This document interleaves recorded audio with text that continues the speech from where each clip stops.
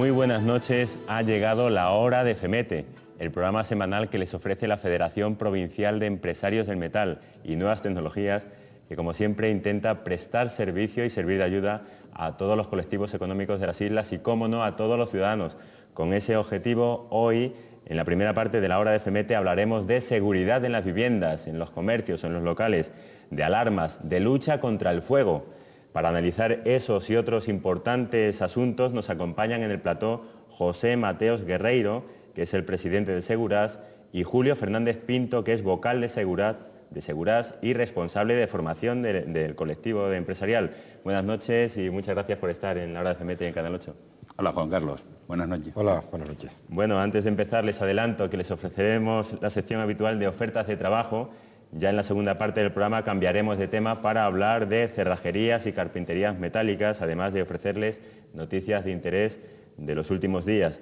También les recuerdo que ustedes pueden participar en el programa si lo desean a través del correo electrónico lahoradefemete@femete.es.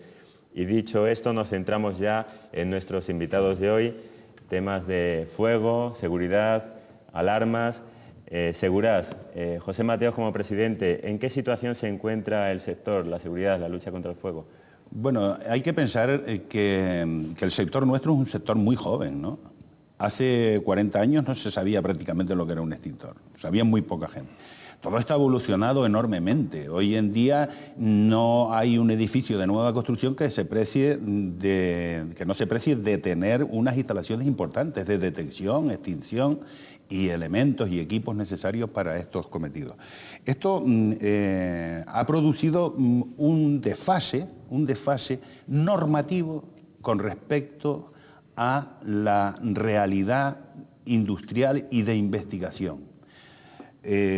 Por eso estamos ahora metidos a fondo, tratando con la entidad oficial, concretamente con la Consejería de Industria, para dictar una norma que va a ser pionera en Canarias, que va a ser pionera en España, donde se recojan muchos de los aspectos que no están recogidos en reglamentos nacionales, se recojan en esa normativa canaria. De casi todas las comunidades autónomas me están llamando cómo va eso, digo, esto va con la lentitud propia de los casos de Palacio, ¿no? Que van despacio, que es el único problema. Pero bueno, ya entraremos en esta cuestión y eso es la primera idea que quiero lanzar para después seguir explicándolo con más detenimiento, si te parece. Sí, Julio Fernández, la verdad es que esta normativa es muy necesaria, ¿no? Sí, es muy necesario porque, hay muchos, no vacíos legales, pero bueno, hay muchas inconcreciones, que hay muchas lagunas, hay de hecho muchos foros en los que profesionales de la ingeniería se preguntan, contestan, y yo haría así, yo haría de la otra forma.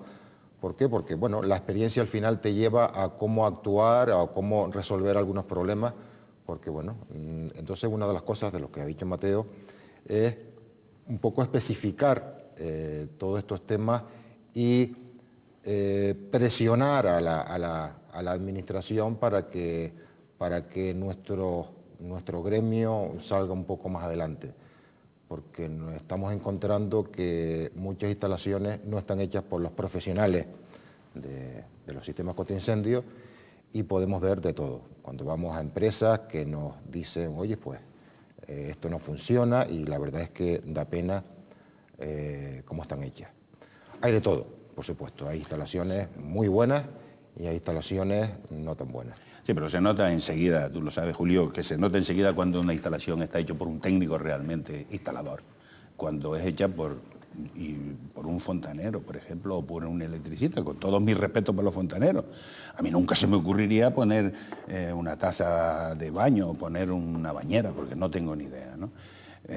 Se requieren el cumplimiento de normas que el reglamento, hay un reglamento de instalación de contra incendio que el reglamento hace de obligado cumplimiento, normas UNE.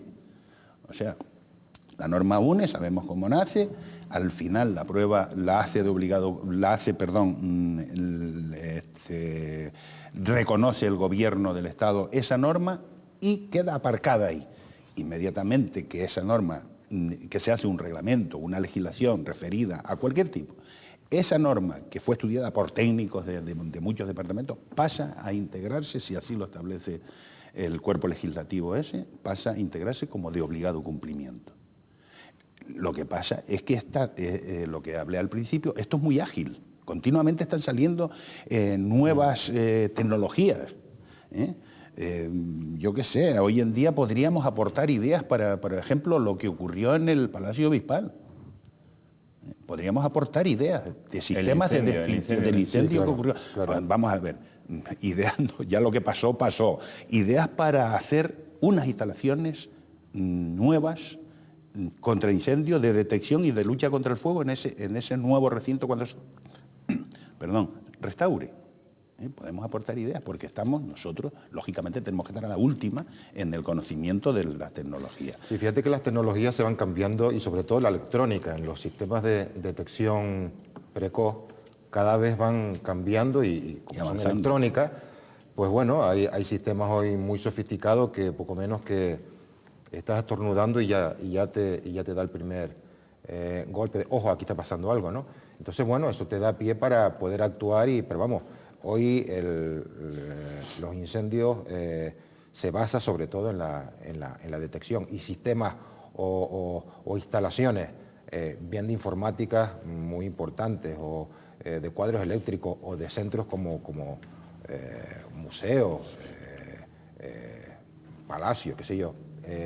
Bueno, hay técnicas hoy en día que desde el primer momento te puede detectar un incendio. Bueno, hablemos de la mesa de seguridad y lucha contra el fuego. Sí, bueno, yo tengo que decir que esto se genera porque, y tengo que manifestar mi agradecimiento a la señora consejera, porque ella se lo tomó en serio. En una reunión que tuvimos con ella, la CREM, que es la Confederación Regional de Empresarios del Metal, donde está integrada FEMEPA por parte de Las Palmas y FEMETE de Tenerife, y yo personalmente le manifesté que teníamos que hacer nuestras empresas competitivas, ¿no? Porque se estaba generando una competencia con empresas que estaban legalmente constituidas, pero que no estaban concienciadas y preparadas para desarrollar todas estas tecnologías de las que venimos hablando. Ella tomó buena nota y antes de los 2 meses de aquella reunión convocó 6 mesas técnicas para el estudio de una normativa canaria que en definitiva es lo que yo le pedía en esa reunión. Señora consejera, le ruego que impulse, fueron mis palabras, le ruego que impulse la generación de normas específicas canarias avanzadas. Fíjate que, por ejemplo, nosotros vamos a poner que tenemos que implantar un sistema de calidad por narices en nuestras empresas. ¿De cuándo a dónde un sector empresarial dice que se autoflagela con el costo que supone eso? ¿Por qué? Porque tenemos que tener una instalación que esté hecha por un instalador, tiene que ser perfecta. Porque, amigos, nos estamos jugando no solo el bien material que se quema, sino la vida de las personas. Un instalador autorizado, claro. Claro, tiene que estar autorizado y preparado. Hay que pensar que en nuestras direcciones técnicas están llevadas por ingenieros, que están en plantilla, o sea, no es un ingeniero que te hace un proyecto, no, que están en plantilla, y que se les exige además, independientemente de la formación general de ingeniería, una formación específica técnica de al menos 80 horas. De cursos de formación específica contra incendios de 80 horas. Esto lo vamos a hacer extensivo a nuestro personal técnico, pero referido a instalador. Nuestro personal instalador se le va a exigir, independientemente de la formación profesional, se le van a exigir una formación específica sobre el ramo de la parte electrónica de nuestro sector o sobre el ramo de la parte fontanería de nuestro sector, una formación técnica específica. Entonces, todo esto se está llevando a cabo mediante el estudio de una orden que, a la vista del cuerpo que está tomando en principio reglamento, ya partió de la propia administración decir que en una orden no cabía, que había que hacer un decreto. Hay que pensar que estamos hablando de la segunda norma en rango normativo, valga la redundancia, estamos en una ley y un decreto. Y ahí entraría en ese decreto... Y ahí entraría todo. Ahí entraría desde el que hemos pretendido nosotros, desde la unificación de criterios, que era una tontería. Hay que pensar que en Las Palmas se estaban llevando de una forma las cosas y en Tenerife de otra. Se declaraban de obligado cumplimiento la normativa a todas las empresas. Y cuando digo a todas las empresas, digo a las empresas instaladoras y a todas las empresas que dice el reglamento actualmente que tienen que mantener sus propias instalaciones.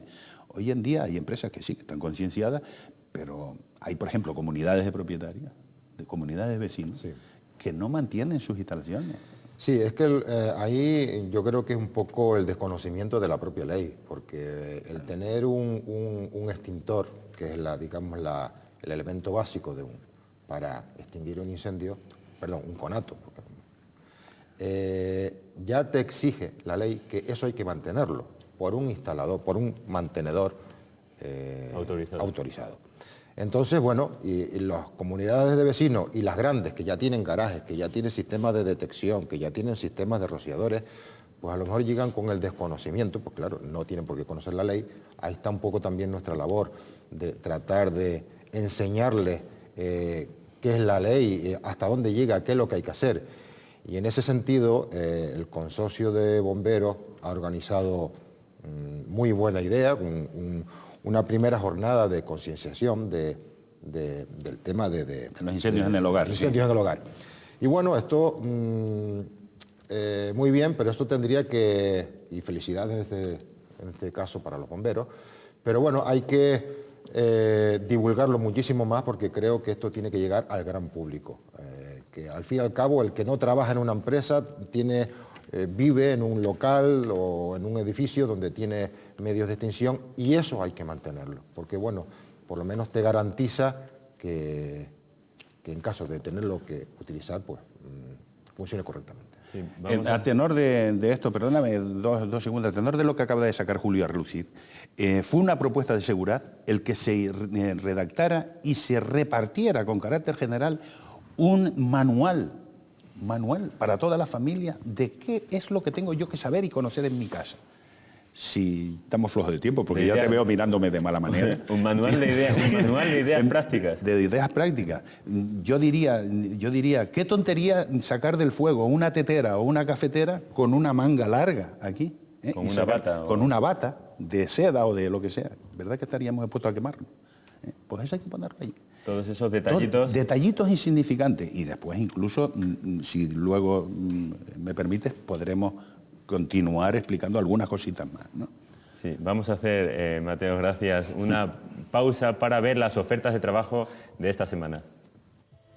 Gabinete de Orientación e Inserción Profesional, FEMETE. Recuerda escoger el número de oferta de su interés y para mayor información, contáctanos al 922 29 6700. Vendedor, bachiller, experiencia en ventas y reparto en el sector de automoción. Horario mañana y tarde. Carnet B, zona La Laguna. Mecánico, FP1, experiencia en mecánica, especialista en neumáticos. Horario mañana y tarde. Carnet B, zona La Laguna. Pintor de vehículos, zona Santa Cruz. Horario mañana y tarde. Experiencia como pintor a pistola de vehículos. Oficial de mantenimiento industrial, FP2 en electromecánica, experiencia como mecánico de maquinaria industrial. Carnet B, zona La Laguna. Instalador electricista, FP2 en electricidad, imprescindible poseer carnet RITE, zona La Laguna. Dependiente, bachiller, FP1 en administración, experiencia atención al público, facturación, horario mañana y tarde, zona Santa Cruz. Soldador, carnet B, experiencia en cerrajería y soldaduría metálica, zona La Laguna. Comercial de ferretería, bachiller, carnet B, experiencia como comercial en el sector de la ferretería, horario mañana y tarde. Chapista de vehículos, horario mañana y tarde, zona San Miguel, experiencia como chapista, pintor. Ingeniero técnico industrial, ingeniero técnico, horario de 8 a 16 horas, zona Santa Cruz. Fontanero, experiencia en fontanería, horario mañana y tarde, Arona. Carpintero de aluminio, FP en carpintería metálica, zona La Laguna, horario mañana y tarde.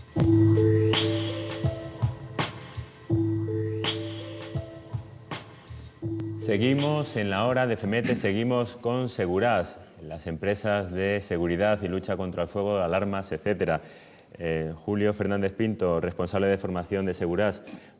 ¿Cuántas empresas más o menos hay del sector en Canarias? Pues el total no lo sé exactamente. Mira, en Tenerife estamos alrededor de las 80 o 80 y tantas. Y de hecho la semana pasada me estaba diciendo Mateo que se dieron de alta en una semana 3 empresas nuevas. O sea que fíjate, aquí hay eso, unos 80, 90. Aparte de las que puede haber en Gran Canaria, que tienen su delegación aquí, y las que están a nivel nacional. O sea que hay un paquete muy importante de empresas y hay una competencia bastante fuerte. Y hay de todo, como lo sabemos, como hay en cualquier gremio, cuando hay en cualquier parte de la vida social, hay de todo. Hay empresas buenas y no tan buenas, lamentablemente. Sí, pero que haya tantas empresas no significa que todos los trabajos nos los llevemos nosotros. Sí, claro. Desgraciadamente, hay incluso empresas oficiales, empresas del Estado, que te hacen concursos y te ponen unas limitaciones que nosotros no podemos acceder, porque, en primer lugar, a nosotros no se nos exige clasificación empresarial. Y sabiéndolo, la Administración pone como requisito tener la clasificación y además la más alta. Para explicarlo, clasificación. Clasificación se requiere para empresas que hacen obras con bastante responsabilidad, que asumen mucha responsabilidad. Entonces, tienes que aportar una serie de documentación y tal, y te da la Administración una clasificación en razón de tu maquinaria, de tus técnicos, de tus estructuras. De tu facturación. O sea, imagínate lo que hay que, para conseguir un grado alto, pues tienes que facturar a lo mejor, qué sé yo, muchísimos millones y millones de euros. Entonces, pues te exigen que si electrónica, que si, en fin, una serie de, no electrónica exactamente, vamos, ofimática, que si telecomunicaciones. Entonces, bueno, estamos hablando de una empresa de instaladores, mantenedores de incendios. Y al final nos hemos visto en concursos que no hemos podido ni optar al concurso, y que son propias de mantenimiento, y que después lo triste del caso es que se adjudican a empresas que no son mantenedoras. A ver cómo se entiende. ¿Eso cómo es posible entonces? Bueno, porque la normativa actual nacional permite la subcontratación, lógicamente, y nosotros no estamos contra ello. De hecho, en la normativa canaria, que hablamos al principio, se va a permitir toda la subcontratación posible, pero a empresas del sector, para que la responsabilidad que se pueda generar por una instalación mal hecha no se derive a otros agentes que no estén involucrados en la cuestión. Lo que hablábamos antes, el intrusismo profesional. El intrusismo legal profesional. Sí, de hecho no hace mucho, hace un par de meses, me han llamado de una empresa constructora para que tenía una instalación de incendio realizada, que se le había hecho una empresa que no era instaladora, mantenedora de incendios, para que se la certificara. Sí, eso ocurre mucho. Nosotros no. Y eso ocurre mucho, y eso va en contra de nuestros intereses, por supuesto. Eso ocurre mucho, perdona Julio que te interrumpa, eso ocurre mucho, y yo he tratado de que en la norma canaria, pues yo estoy en la mesa de negociación por parte de Tenerife, junto con otro compañero, con el vicepresidente de Seguras, y en Las Palmas, y yo he tratado, lo que pasa es que a la Administración no le suena a eso, de establecer normas deontológicas de funcionamiento de las empresas. Mateo y tal, es que poner eso deontológico aquí en una norma técnica parece que no es... Sí, porque me consta desde el punto de vista del cargo institucional que tengo, porque me han llegado denuncias, de que se han vendido certificaciones por importes importantes. Por ejemplo, en el aeropuerto Reina Sofía hace poquito hubo un concurso sobre instalaciones, ¿no? Sí, hubo un concurso para el mantenimiento de instalaciones. Eso a lo mejor fue uno de los asuntos que hemos tratado aquí sin nombrar el santo. Pero bueno, se puede nombrar el santo. Y yo dije una empresa pública y digo AENA. Bueno, y entonces, ¿qué le dirían? Entonces, pues no sé. ¿Aquí qué le dirían a la consejería? No podríamos recurrirlo. Yo estaba pensando en la posibilidad de recurrir la adjudicación esa, pero no podríamos recurrirlo por lo que esa laguna o esa posibilidad que establece el reglamento nacional de que puedan subcontratarlo. Entonces, ¿qué nos va a llegar a nosotros? Los restos de una contratación que hubiera sido importante, ya que el dinero se genera aquí, que se hubiera quedado aquí. En empresas de las islas. En empresas de las islas. Sí. Y no nos queden el trabajo y los restos de los beneficios que pierde la empresa que a nivel estatal ha sido concesionaria. Aquí hay grandes empresas que se llevan el todo, que si el aire acondicionado, que si la fontanería, si el incendio, vienen, lo montan y se van. Y estamos hablando de obras públicas. Y después dice, ay, me hace falta el certificado de instalación y no lo tengo. ¿Me lo puedes hacer? No, mira, lo siento. Bueno, por lo menos Sí, pero ha sido el caso mío y... Sí, mío, por supuesto. Bueno, pero conocemos. Pero ocurre que es así. Ocurre que es así, que se han vendido Entonces, certificaciones ¿qué le y dirían vamos a luchar ¿qué le contra dirían a eso. la consejería? Entonces? Bueno, yo le tengo que ¿Cuál es el agradecer mensaje? a la consejería, hay un mensaje claro, ¿no? Yo le agradezco que haya iniciado a la señora consejera y al director general de Industria, que haya iniciado este andar que va a traer buenísimas consecuencias. Pero amigos, que sigan andando, que no se paren, que no, ya hemos tenido 4 reuniones después de 4 meses que está constituida, no, 6 meses que está constituida la mesa, 7 meses que está constituida la mesa. Son cosas técnicas que tienen que sufrir el cernido de mucha paja que queremos quitar, pero por ejemplo ahí ya vamos a meter una cosa que a nivel nacional no está regulado, que es las instalaciones de seguridad pasiva. Bueno, eso suena... Yo creo que en la primera entrevista que se nos concedió en el Canal 8 hablamos de algunos elementos de seguridad pasiva y los trajimos aquí. Unas rejillas intumescentes, hablamos de puertas cortafuegos. Bueno, pues eso no está regulado quién lo instala, ni quién, ni cómo se instala, ni nada. Por eso, porque he dicho que la tecnología, la técnica va avanzando por delante del legislador. Entonces ahora el legislador se ha encontrado que eso se instala y no tienen referencia los técnicos institucionales, los técnicos de las administraciones, para decir si está bien o mal instalado, porque no hay nada que lo regule. Ni nadie lo regule. Entonces, eso lo vamos a meter en la normativa canaria. Además, una cosa que es muy interesante a nivel de la consejería, en la provincia de Las Palmas, las actuaciones, los certificados son completamente distintos a los que se hacen aquí. Ya lo comentaba yo al principio, que había una divergencia. En ese sentido tenemos que unificar criterios, unificar impresos y vamos de todo un poco. Nos quedan, Mateos, 2 minutos más o menos. En estos 2 minutos. Un minutito, por favor. Entonces, para seguir con la consejería y a ver si logramos que en la propia norma involucrar a las administraciones locales, que en definitiva son los que van a dar la apertura de los negocios, los que van a darle certificación de primera ocupación. Que vengan todas las instalaciones que afectan a nuestro sector, las instalaciones de contraincendio, que vengan perfectamente certificadas por el instalador y el técnico director de obra. Es muy fundamental. Como me estás cortando tanto el tiempo y tengo tantas cosas que decir, pues no sé. Del tema de la formación también era importante quizás el manual, sí, animar a las instituciones a que hagan campañas. Sí, estábamos hablando de que en una vivienda se pueden producir infinidad de fuegos, tenemos a los niños que es un peligro con los fósforos en la mano. Y han ocurrido desgraciadamente y aquí en la isla incendios. Tenemos a los turistas y los no turistas. Hablamos de turistas por la incidencia que tiene el turismo en Canarias, que con un cigarro se duermen y se queman en el colchón o se intoxican con los humos. Y tenemos infinidad de cosas. De hecho, los datos que aportabas en Estados Unidos, unas estadísticas que tienen... Correcto. Estamos hablando de 4.000 muertos en incendios en el hogar, al año, más de 4.000 muertos en Estados Unidos. ¿Sí? En 1989 hubo 18.600 incendios en mobiliarios tapizados. O sea, los americanos ya saben cómo son, eso es estadística pura y investigación y tal.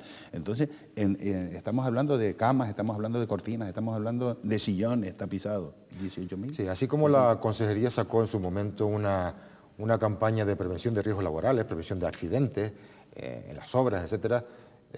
Yo creo que sería interesante, porque esto estamos todos implicados, desde nuestros hijos, desde los niños, desde nuestros abuelos.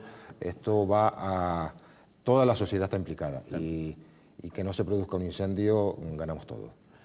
Finalmente decir, agradecerte el segundo que me vas a dar, de decir que el director general de seguridad del Gobierno de Canarias, que estaba presente en la jornada, él me manifestó personalmente después de que se cerró el acto, de que estaba muy interesado en que ese manual, a ver de qué forma lo podíamos redactar. Pues mira, tendremos que reunirnos las partes involucradas en la cuestión para redactarlo. Yo ya tengo mi propia idea, ¿no? Y bueno, vamos a ver qué es lo que sale. Y creo que es muy interesante esto de cara al ciudadano en general, ¿no? De que sepa que si llena la casa de rejas y tiene un incendio en la puerta de la calle, ¿por dónde sale? ¿Por dónde sale? Fíjate qué tontería. No quiero que me roben, pero si tengo un incendio me quedo en mi casa. O sea, son muchas cosas que habría que definir y aconsejar de cara a que la gente tenga una mayor concienciación, que era lo que pretendían esta jornada, concienciación, y que el presidente del consorcio dijo, por el éxito obtenido, que no iban a ser las únicas, ¿no? Que iban a repetirse. Esperemos que así sea. Le invito, señor presidente. Muy bien. Gracias. Julio, ¿alguna última idea antes de terminar esta primera parte? No, simplemente agradecerles el momento y que, bueno, que hay muchas empresas en las que, de seguridad, que nos dedicamos a esto, en las que los empresarios nos pueden preguntar y tenemos la obligación de aconsejarlos, de hacer todo lo que se pueda para evitar que un incendio ocurra, pues, con los sistemas que hay hoy en día, tanto detección, tanto extinción, y bueno, estamos para eso. Muy bien. José Mateos, muchas gracias por haber estado en La Hora de FEMETE. Gracias, Julio. Muchas gracias a La Hora de FEMETE y a Canal 8. Muy bien, pues gracias, José Mateos. Enseguida volvemos, después de esta breve pausa publicitaria, con cerrajerías metálicas y carpinterías.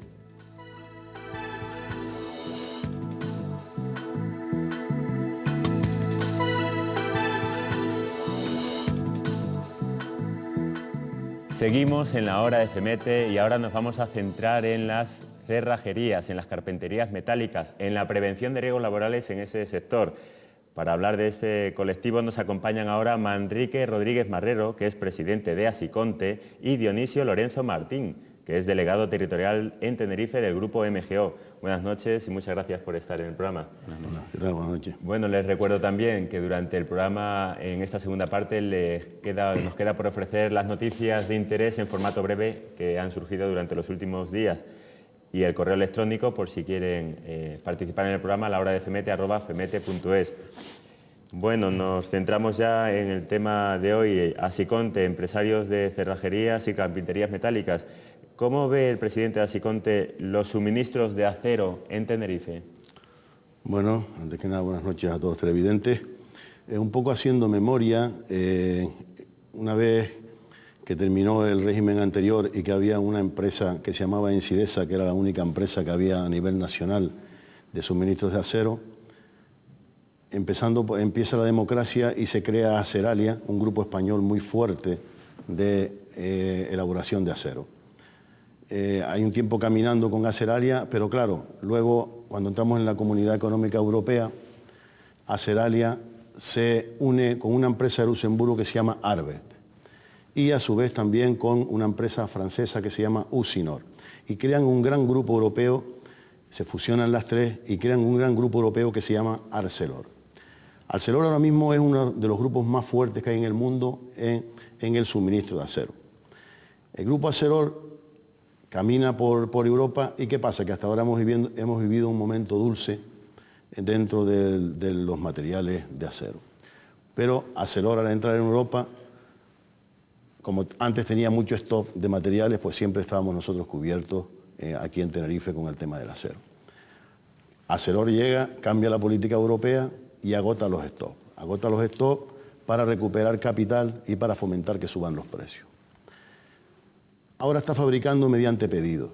Entonces, claro, ¿qué nos pasa ahora? Que los precios en Europa están más caros que en España. Se nos ocasiona un problema porque el hierro se nos va todo fuera. Ahora mismo los precios han subido un 50, un 60% de lo que compramos hace un par de años. Y el tema más grave es que no hay.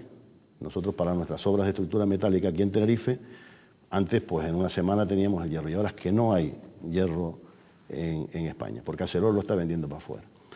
Los países de Yugoslavia, de todos los países de la Europa Central, todos estos países que han empezado a emerger tiran del acero, lo venden más caro y nosotros estamos pasando estrecheces en tema del acero. Esa es en grandes rasgos los suministros de cómo están los temas de materiales ahora aquí en Tenerife. Bueno, ¿y cómo ve usted las obras de infraestructura en la isla? Bueno, yo no quiero ser pesimista, pero sí quiero ser realista, ¿no? Nosotros sabemos que el dinero de las grandes infraestructuras que han venido ahora aquí a Tenerife y a Canarias han sido mediante de fondos del FEDER. El FEDER eran los fondos europeos y como nosotros estamos a la cola de Europa porque entramos, después de los países principales de Europa, entramos a formar parte de la Comunidad Económica Europea, pues todo ese dinero del FEDER venía a Canarias. Y nosotros hemos gozado de unas grandes infraestructuras aquí con dinero del FEDER. No nos damos cuenta, o mucha gente no se da cuenta, de que ahora los países nuevos como Polonia, Checoslovaquia, Hungría, que se han incorporado al mercado común, esos países son los que van a recibir ahora del FEDER. Y nosotros ya no vamos a recibir más dinero del FEDER. Ahora nosotros, las obras grandes que se están haciendo aquí en Tenerife, como el tranvía, como todas estas obras importantes, el puerto de Granadilla si se hace, o el aeropuerto, tal, estos son a través del gobierno nacional. Fondos se irán acabando, se irán para esos países. Entonces, las infraestructuras grandes aquí se irán acabando. Entonces, el trabajo aflojará una barbaridad. Cada vez habrá menos trabajo. Y está claro que estos países que se han incorporado, pues las empresas grandes como puede ser Dragado, puede ser Ferrovial, puede ser Fomento, todas estas empresas grandes ya tienen montadas oficinas en todos estos países para estar preparados cuando se hagan ahora las grandes obras en esos países. Ellos estarán preparados en punta de mercado para poder realizar esas obras. Y nosotros aquí en Tenerife no nos damos cuenta que las obras que vengan hay que cogerlas con mimo, tratarlas con mimo y dejarlas que no se vayan, porque una empresa como las nuestras, que son grandes empresas de estructura metálica para lo que se llevan aquí en Tenerife, pues nos tenemos que dedicar a la cerrajería, a hacer banquitos, a hacer baranditas y poco más, puesto que el aluminio a nosotros, que también pertenece a Siconte, el aluminio tiene su parcela de ejecución de ventanas, de puertas, luego la madera por otro sitio, y al capítulo de carpinteros y cerrajería metálica nos queda muy poco al irse las grandes estructuras. Bien, entonces después de todo esto, ¿cree que ha mejorado el mundo de los carpinteros metálicos y de los soldadores? Este caballo de batalla que en la entrevista anterior seguimos, lo tocamos ya, seguimos ahora mismo, siguen sin llegar soldadores a Canarios y menos carpinteros metálicos o cerrajeros. Esta profesión se conoce muy poco aquí y yo al público quería un poco explicarle una serie de trabajos que la gente no sé por qué no los hace, como son tuberos, que es todo el tema de red de incendios, todo eso lo ejercitan tuberos, como son caldereros, que hacen todo tipo de calderería, de encofrados en el mar, una serie de profesiones que la gente no conoce. No son solo carpinteros metálicos. Entonces, y luego viene el último capítulo, que es el capítulo de los soldadores. En cuanto a carpinteros metálicos y cerrajeros, está claro que viene mucha gente, pero de profesionales nada. Es decir, nosotros tenemos un problema ahora enorme, que es que todo el personal que tenemos de una cierta edad se va jubilando. Y no entra gente para reemplazar a sus jubilados. Entonces, yo que podría tener ahora en mi empresa 50 hombres, pues tengo 30. Pero no tengo 30 porque quiero yo, porque tengo trabajo para 50, pero no puedo tener más gente, porque no la hay. No hay carpinteros metálicos, no hay tuberos, no hay cerrajeros, no hay este tipo de trabajo. Entonces la gente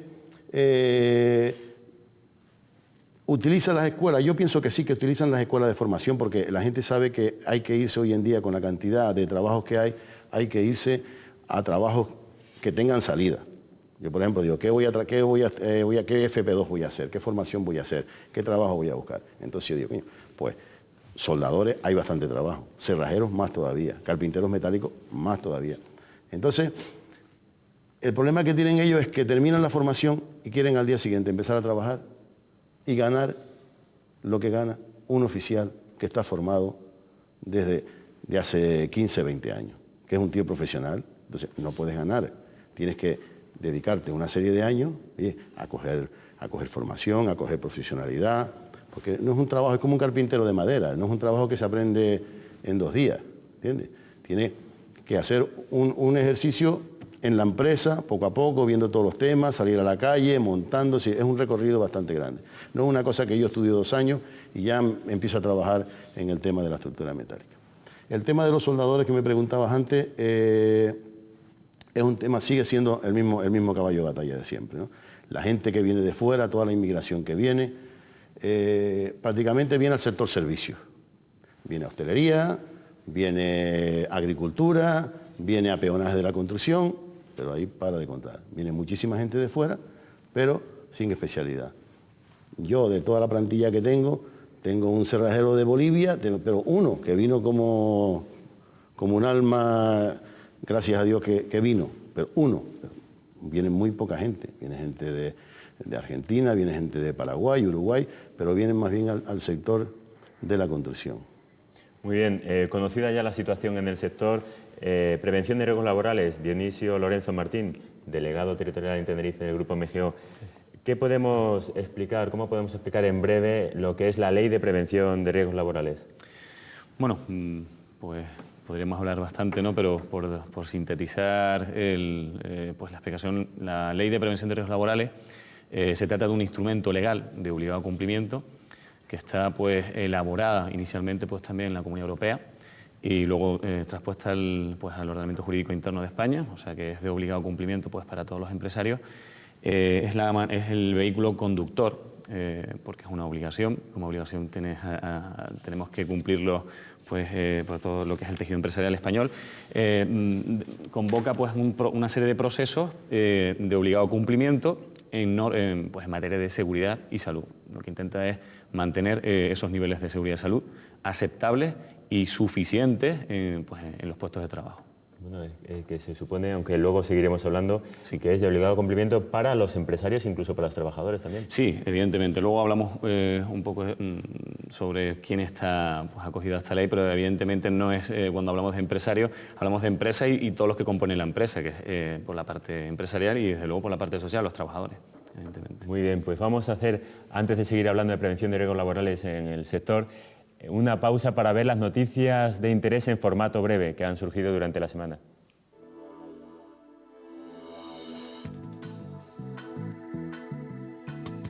La Asociación de Empresarios de Informática y Telecomunicaciones, ASINTE, celebró días atrás una junta directiva y posteriormente una asamblea general ordinaria. Entre los puntos que se debatieron destaca la propuesta de realizar 2 cursos especializados de alto nivel, uno para desarrollo de software y sistemas y otro para directivos. Asimismo, se habló de coordinar con la Cámara de Comercio la promoción de las nuevas tecnologías y telecomunicaciones, contando con los proveedores locales. Además, se presentó un extenso informe del presidente sobre los 10 meses de mandato de su equipo directivo. También se informó del proyecto del NAP, de las ventajas de la CEC y de la puesta en marcha de un cuadro de mando integral, además del esfuerzo por mejorar la oferta formativa, el inicio de negociaciones para conseguir la unidad del sector en Canarias y un estudio acerca de las exenciones de impuestos para productos informáticos.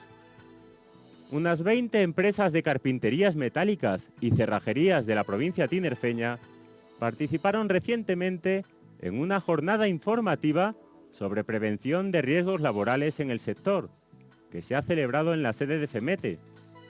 La sesión, organizada por Asiconte, fue impartida por el director técnico en Canarias del Grupo MGO.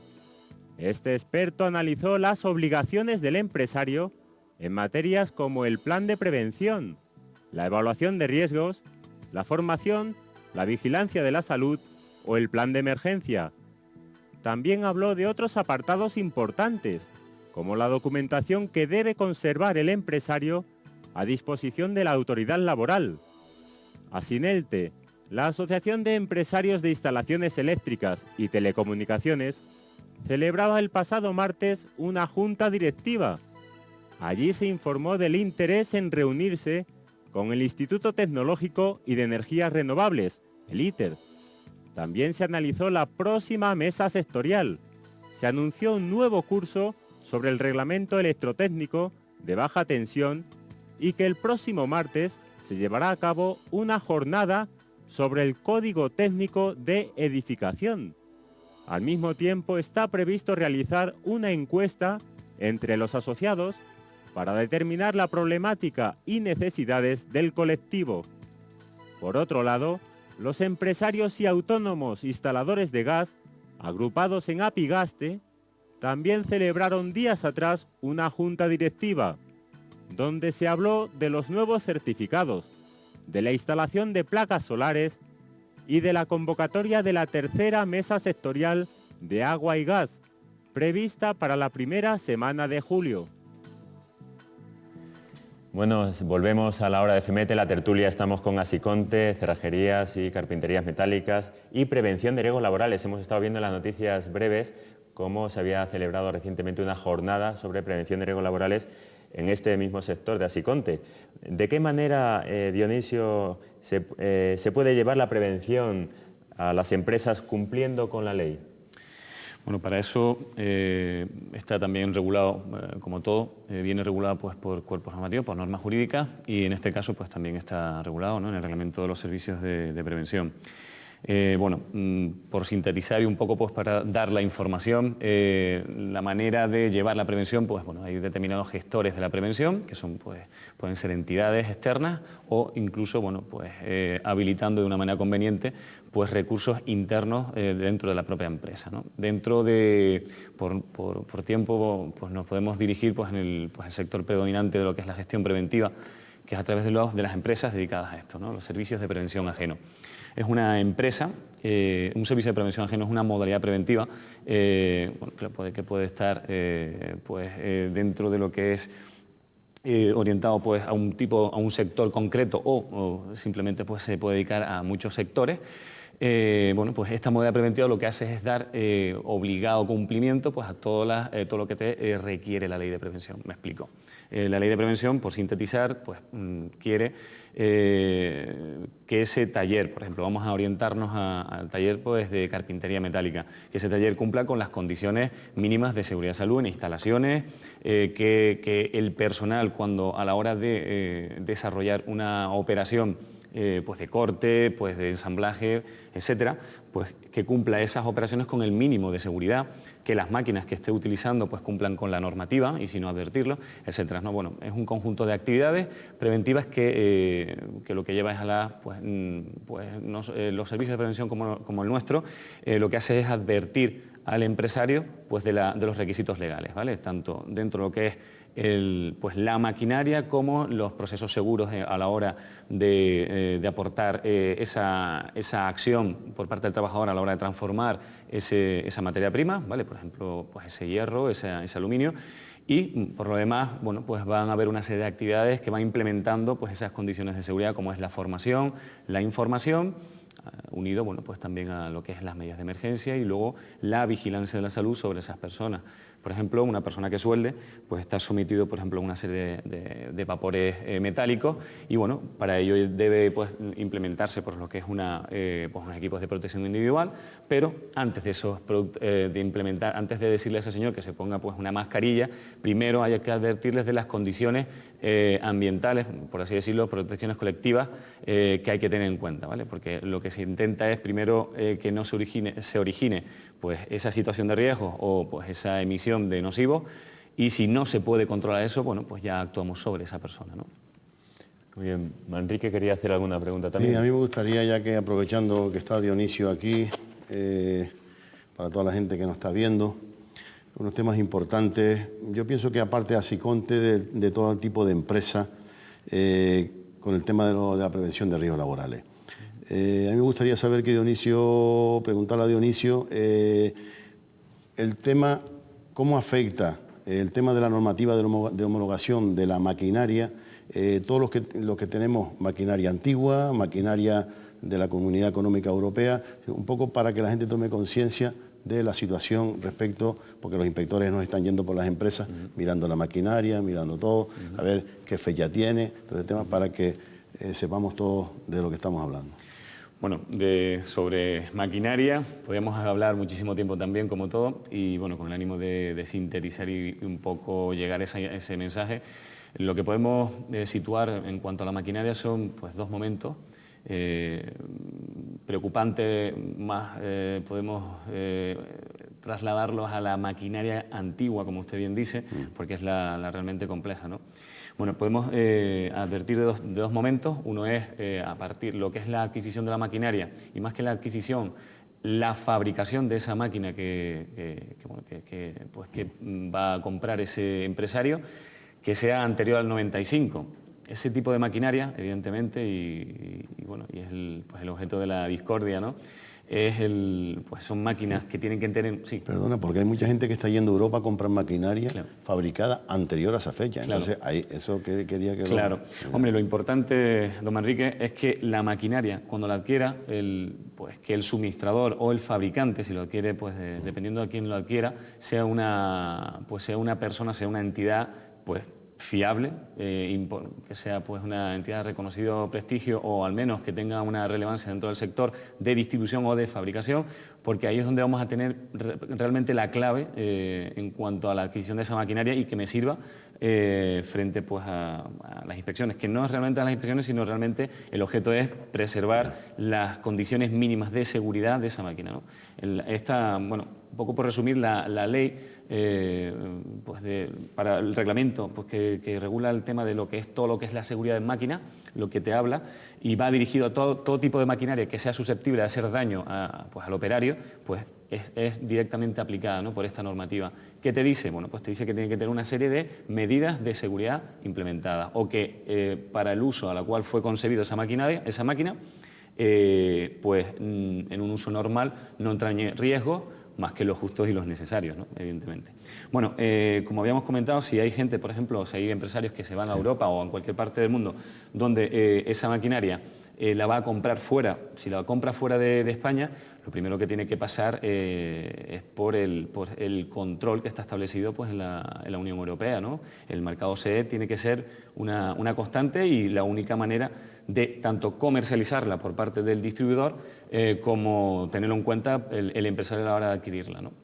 Esa especie de ITV de esa maquinaria que viene, ¿se hace en Europa o se hace aquí en España? Hombre, depende. Si la compramos y la fabricación es anterior al 95, evidentemente nosotros le aconsejaríamos a ese empresario que tuviera primero en cuenta lo que se llama una declaración de conformidad, que simplemente es como un diplomita que tiene la máquina, donde vienen los datos puntuales de esa máquina. Eso nos va a dar mucha garantía de que esa maquinaria no me va a dar problemas a la hora de tenerla pues, en nuestra empresa, ¿no?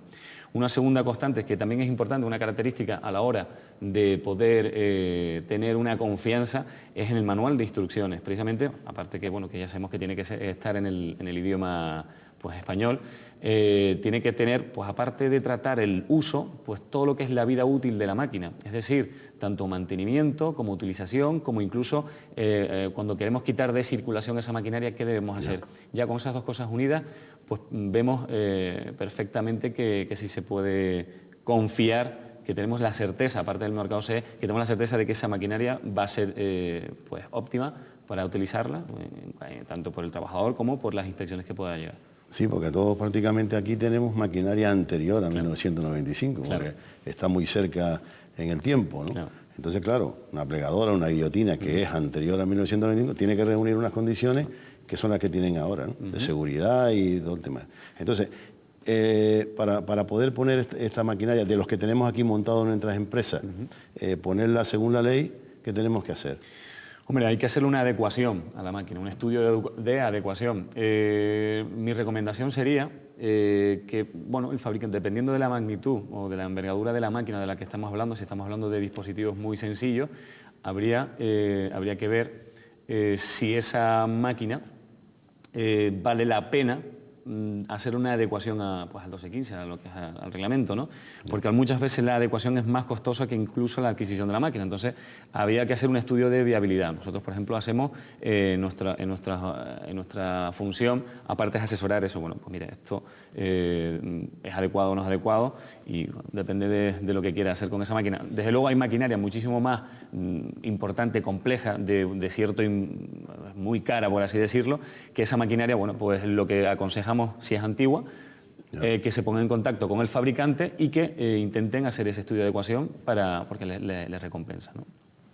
La ley de riesgo de prevenciones laborales indudablemente afectará al empresario, sí, pero creemos que también afecta al trabajador, ¿no? Entonces, un poco, mucha gente sigue pensando que la ley de previsión de riesgos laborales es el empresario que no pone los andamios, que no pone los medios, y después, pero claro, la formación del personal y todo este tema de lo que hacen ustedes, pues me gustaría que... Bueno, el tema, evidentemente, es un buen matiz. Además, la ley de prevención de riesgos laborales se hace para el tejido empresarial español. La empresa está compuesta por pues, el empresario y los trabajadores, son dos cosas unidas, y la ley obliga a las dos partes, ¿vale? El empresario deberá cumplir con todos los requisitos legales, que son pues, evaluar. Lo que quiere la ley, por simplificar, es que esté documentado cómo está esa empresa y si las operaciones que está haciendo entrañan algún riesgo, pues los requisitos que tiene que tener esas operaciones. Oiga, usted está a esa altura, se tiene que usted enganchar a una línea de vida, se tiene que colocar, bueno, pues todo eso es lo que quiere, en este caso la ley de prevención, documentar, ¿vale? Que es y establecer un plan de prevención, ¿vale? Con la formación, etcétera. Eso el empresario debe posibilitarlo, ¿vale? Pero el trabajador debe asumir esa obligación. Nosotros, nuestra lucha es esa, ¿no? El incidir sobre las medidas de seguridad, sobre los hábitos seguros, y el trabajador debe ser consciente de que si incumple de manera reiterada la materia de prevención de riesgos laborales, incluso puede ser causa de un despido objetivo, ¿no? Hombre, a mí me llama, Dionisio, me llama bastante la atención que yo cuando hay un accidente de trabajo, decía el otro día unas declaraciones la consejera de Asuntos Sociales, que los accidentes hasta el 2005, del 2000 al 2005 han bajado como un 25%, ¿no? Y por contra, Comisiones Obreras dice que siguen habiendo 10.000 accidentes de trabajo. Pero yo siempre me hago la misma pregunta, ¿no? Yo cuando hay un accidente de trabajo siempre pregunto qué categoría tenía ese señor que tiene el accidente de trabajo, ¿no? Y por lo general, es gente que no son ni oficiales de primera ni oficiales de segunda. Quiere decir, por ejemplo, el ramo nuestro, que es un ramo muy peligroso porque trabajamos a 20, 30 metros de altura, pues tenemos muy poquitos accidentes porque la gente son profesionales. Y yo pregunto que, claro, como tienen que hacer una formación, pues claro, el que viene de fuera, el que entra en una obra de peón, va caminando por un sitio, hay una plancha, no sabe, no tiene ni idea, no hace un curso formativo, pues se caerá por ahí, tiene el accidente. Y normalmente ocurre. Entonces, por eso te decía de la formación, de la prevención de riesgos laborales, para formar a la gente. Esa era...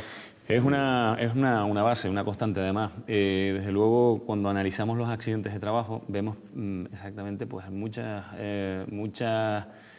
la estadística nos dice que muchas de los accidentes de trabajo que ocurren vienen precisamente pues, a nivel base, es cuando no están cualificados, ¿no? Y la cualificación, aparte de la experiencia, evidentemente la da la formación. La formación es una manera de guiar al trabajador, no de enseñarles a trabajar, sino enseñarles que su trabajo, al final su trabajo debe hacerlo de una manera adecuada para que no surjan ni complicaciones ni situaciones de riesgo. Evidentemente, la formación es fundamental. Tiene que ser efectiva además y se tiene que trasladar al trabajador con las instrucciones claras en materia de seguridad de las operaciones que está ejecutando ese trabajador. Pero es así. Muy bien. Bueno, yo creo que se nos ha acabado el tiempo. ¿Algún último mensaje, Manrique? Hombre, mi mensaje ahora mismo es la asignatura pendiente, que es la previsión de riesgos laborales, ¿no? Yo sé que todos, desde el gobierno de Canarias, desde los sindicatos, desde las patronales, todo el mundo intenta que no haya accidentes, está clarísimo. Entonces todos estamos poniendo los medios, no que los pongan uno y que los pongan otro y otro que no los pongan. Entonces todo el mundo tiene que hacer y aunar esfuerzos y acudir a las empresas que están ahora líderes en el mercado en prevención de riesgos laborales, como la que representa Dionisio, que están allí, por ejemplo en mi empresa están allí constantemente revisando maquinaria, revisando al personal, dándole cursos, enseñándoles esta maquinaria, todo, están allí constantemente al pie del cañón para que la gente salga formada. Si no, es imposible no tener accidentes. Muy bien, Manrique, pues se nos ha ido ahora sí el tiempo por completo. Muchas gracias por su presencia en Canal 8. Gracias también a Dionisio por estar aquí en la hora de FEMETE. También muchas gracias al magnífico equipo de profesionales que hay en FEMETE y en Canal 8 y que hacen posible que cada semana salga adelante este programa. Gracias, cómo no, a todos ustedes por la atención prestada, y el próximo viernes a las 9 de la noche nos volveremos a ver con nuevos, variados y atractivos temas, si Dios quiere, en la hora de FEMETE.